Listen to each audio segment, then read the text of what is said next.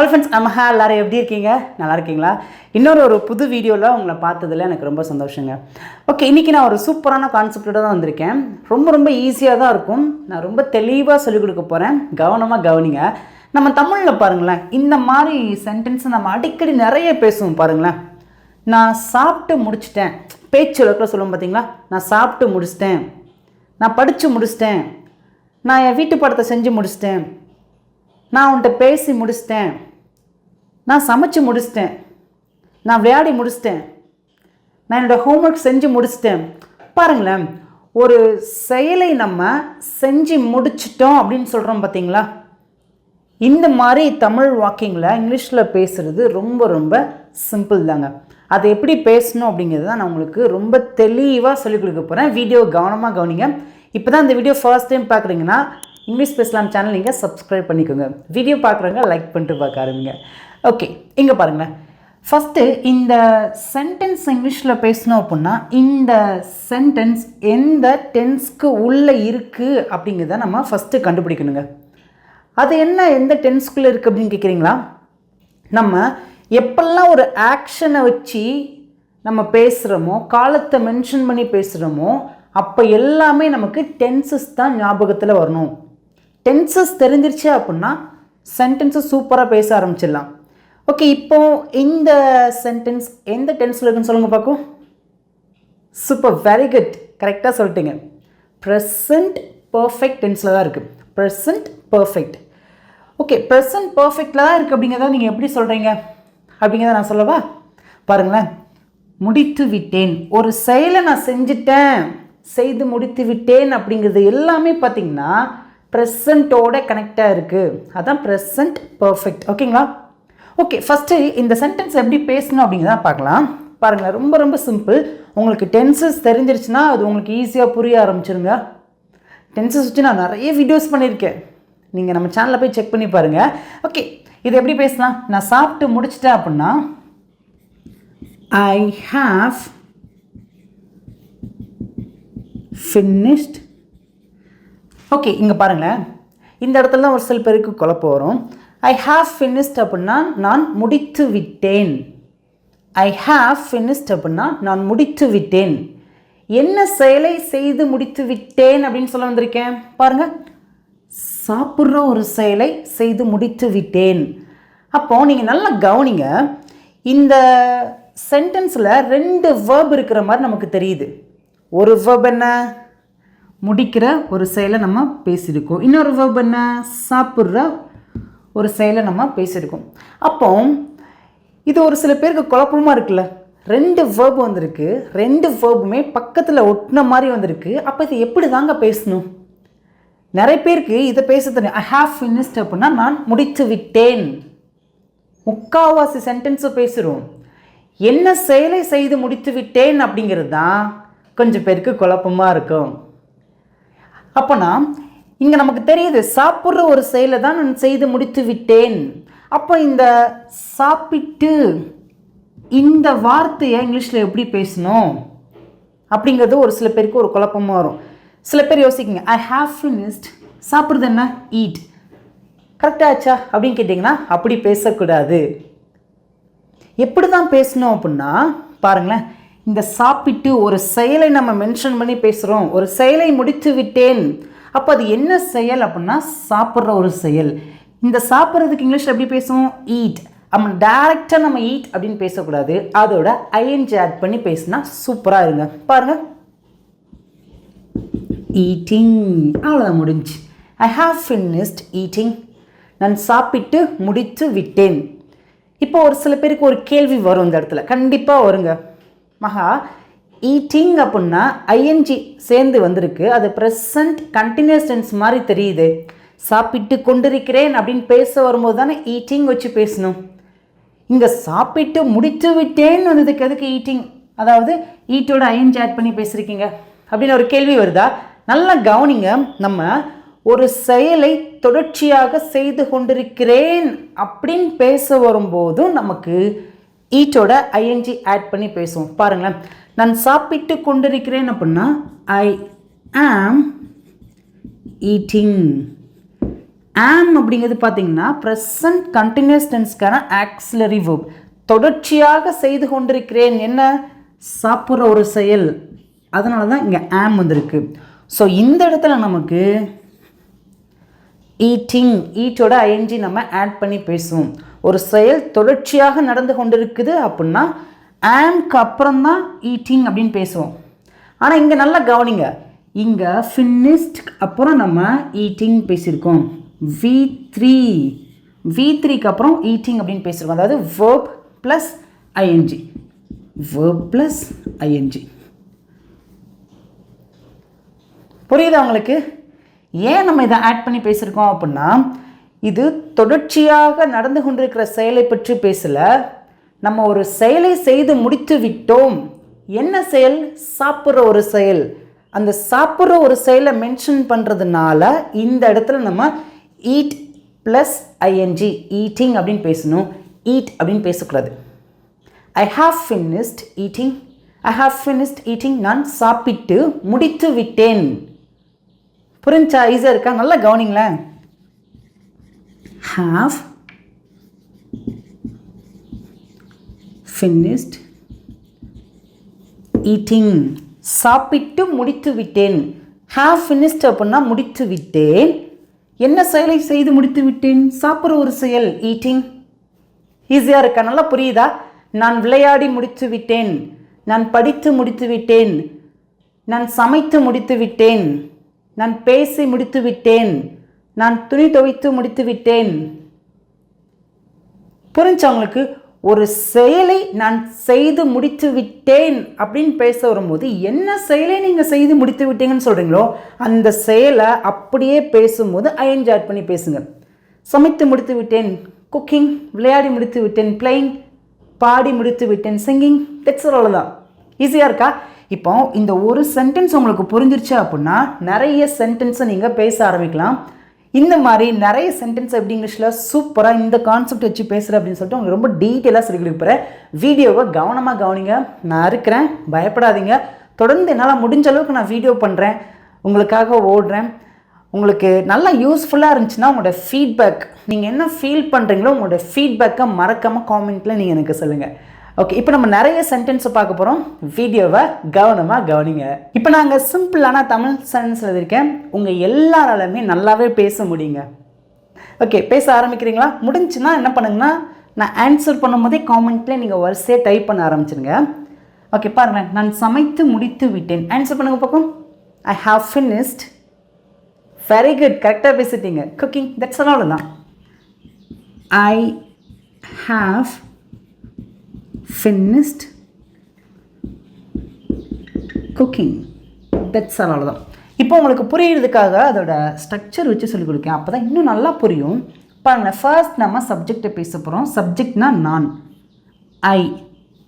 Second பார்த்தீங்கன்னா have அப்படிங்கிற auxiliary verb பேசணும்.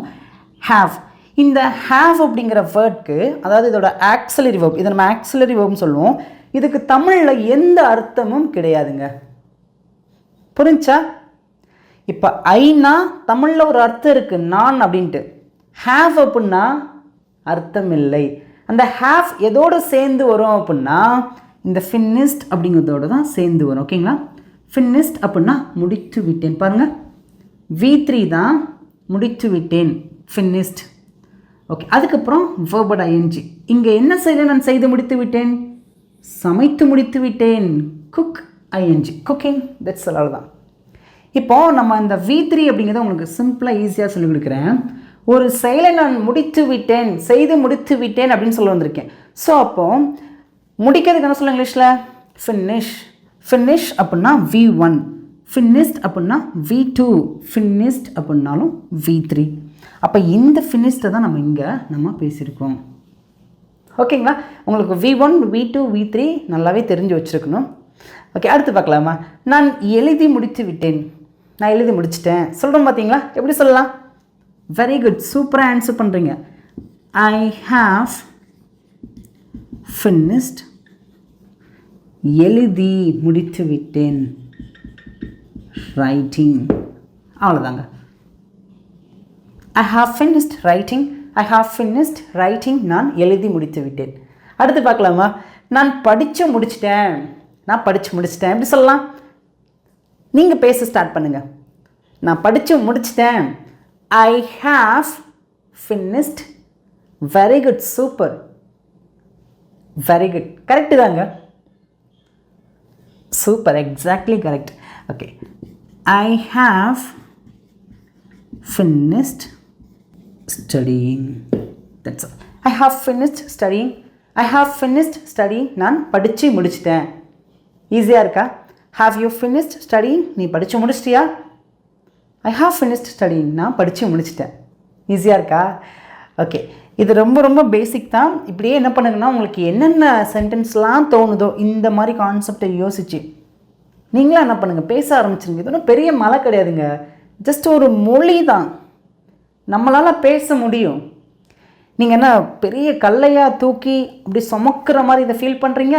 அப்படி கிடையாது, ஜஸ்ட் இது ஒரு மொழி தாங்க, பேசுகிறதுக்கு தான் இது இருக்குது, வேறு ஒன்றும் கிடையாது.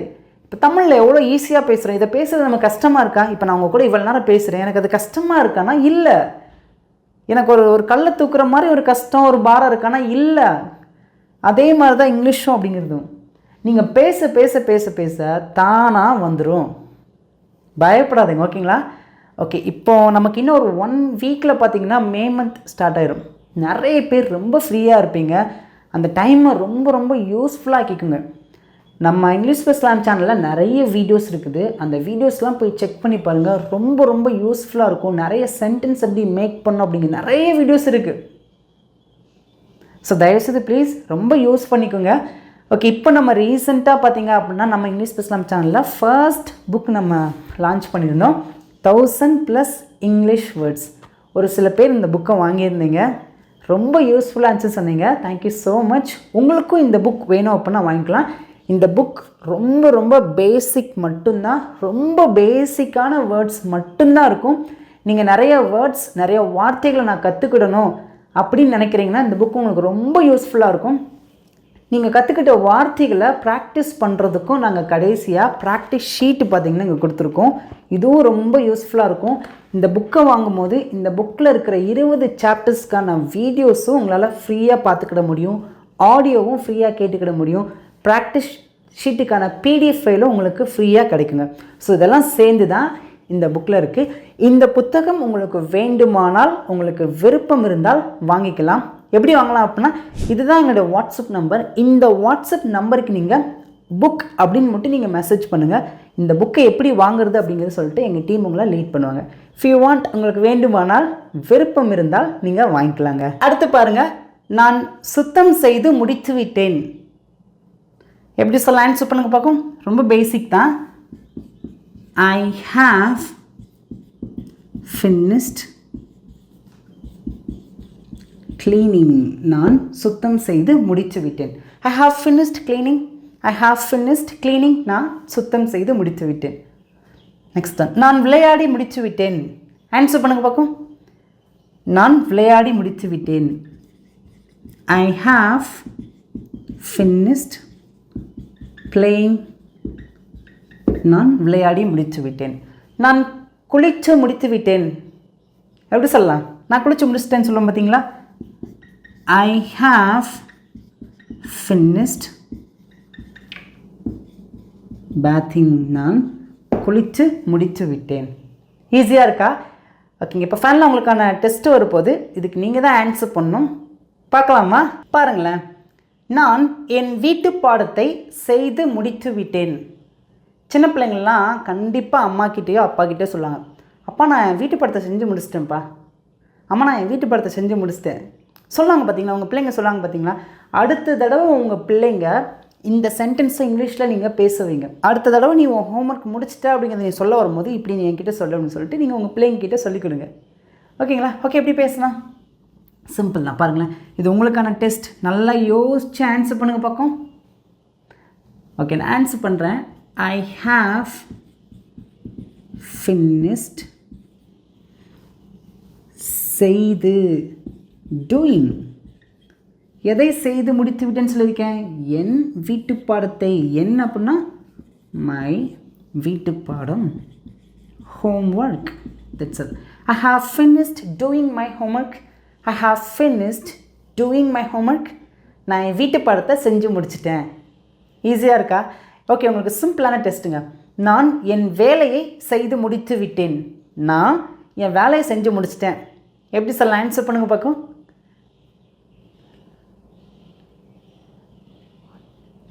Super, very good. ஓகே, இப்படியே தான் பேசிகிட்டே இருங்க. இதே மாதிரி நிறைய சென்டென்ஸை மாற்றி மாற்றி பேசுங்க. ஓகேங்களா?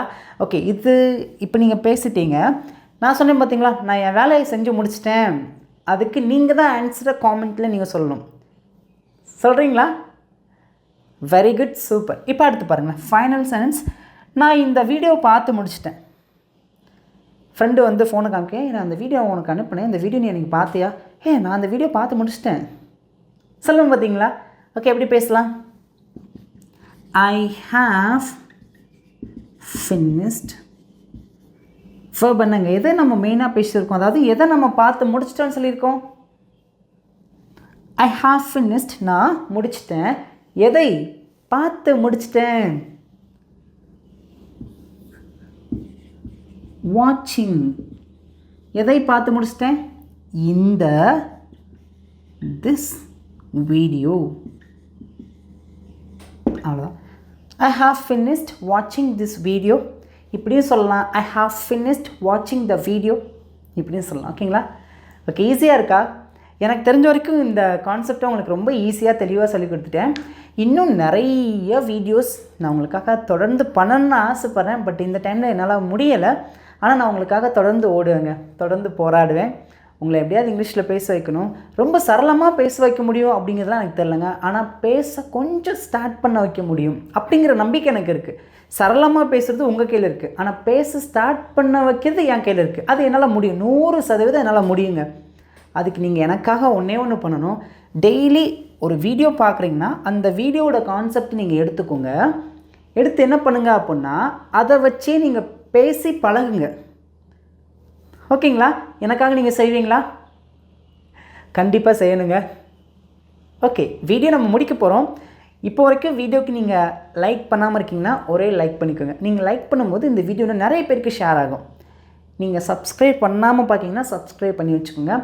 முடிஞ்ச அளவுக்கு இந்த வீடியோ நிறைய பேருக்கு, தேவையுள்ள நிறைய பேருக்கு நீங்கள் ஷேர் பண்ணுங்கள். ஓகேங்களா? ஓகே, நாளைக்கு நான் உங்களை ஒரு வீடியோவில் பார்க்கணுன்னு நான் ஆசைப்பட்றேன். முடிஞ்சுன்னா கண்டிப்பாக நான் உங்களை பார்க்குறேங்க. போயிட்டு வரேன். தேங்க்யூ.